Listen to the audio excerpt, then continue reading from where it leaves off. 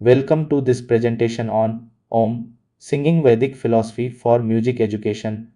यह research Aditi Gopinathan Leonard tan ने conduct की फाइंडिंग्स और कॉन्ट्रीब्यूशंस एक्सप्लोर करेंगे। चलिए इस रिसर्च का प्रॉब्लम समझते हैं। क्या आपने कभी फिलॉसफी गाते हुए इमेजिन किया है?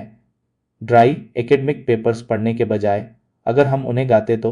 यह वीडियो एक फैसिनेटिंग आइडिया एक्सप्लोर करता है, एंशंट इंडियन वैदिक फिलॉसफी और म्यूजिक, स्पेसिफिकली ओम गाना कंटेम्प्रेरी म्यूजिक एजुकेशन को एनरिच करने के लिए। हम ओम कोलन सिंगिंग वैदिक philosophy for music education research paper के की इनसाइट्स एक्सप्लोर करेंगे, जो अदिति गोपीनाथन और लियोनार्ड टैन ने लिखा है।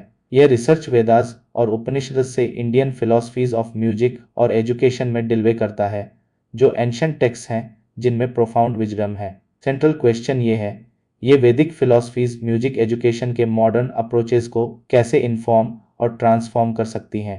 इंडियन फिलोसॉफिकल थॉट के स्पिरिचुअल, पोएटिक और म्यूजिकल डायमेंशंस एक्सप्लोर करने के लिए रेडी हो जाइए। इन क्वेश्चंस का आंसर देने के लिए रिसर्चर्स ने उपनिषद्स के इंपॉर्टेंट पैसेजेस एनालाइज किए, जो वैदिक टेक्स्ट का कलेक्शन है जिसमें टीचर्स और स्टूडेंट्स क्लोज बैठे सीखते हैं।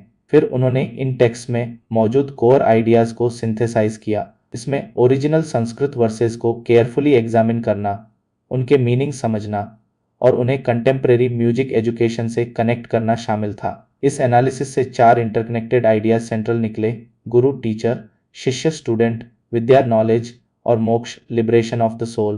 रिसर्चर्स ने इन सभी कॉन्सेप्ट्स को डिटेल में एक्सप्लोर किया और वैदिक ट्रेडिशन में इनकी सिग्निफिकेंस एग्जामिन की। रिसर्च पेपर के हर सेक्शन की शुरुआत की संस्कृत वर्सेस से हुई, उनके रोमनाइजेशंस और इंग्लिश ट्रांसलेशंस से, ताकि संस्कृत की ब्यूटी दिखाई जा सके। ये वर्सेस ओरिजिनली एक 3 नोट मेलोडी में भी गाए जाते थे। रिसर्च ने गुरु शिष्य रिलेशनशिप के अराउंड एक holistic system of education reveal किया।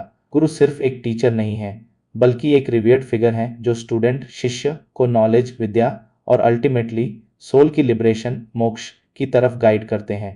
यह लिबरेशन म्यूजिक बनाकर भी अटेन की जा सकती है, जैसे ओम गाना जो अब्सोल्यूट साउंड है।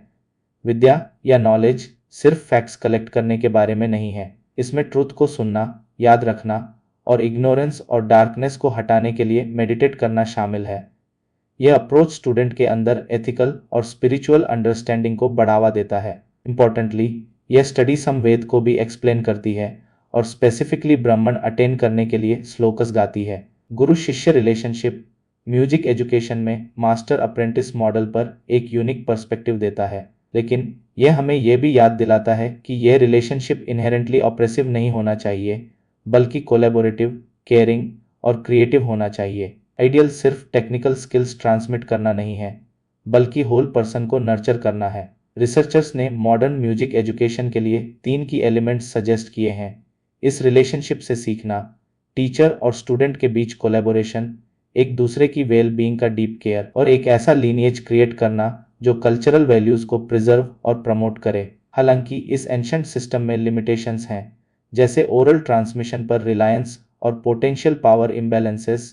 इसके core principles contemporary music education को रिजुवेनेट कर सकते हैं। एग्जाम्पल के लिए, पीस और सॉलिट्यूड में पावर है, जो मॉडर्न डिस्ट्रैक्शंस के अपोजिट है। यह रिसर्च वैदिक फिलॉसफी, खासकर ओम गाने की पोटेंशियल को हाईलाइट करता है, जो कंटेम्पोररी म्यूजिक एजुकेशन को एनरिच और ट्रांसफॉर्म कर सकता है।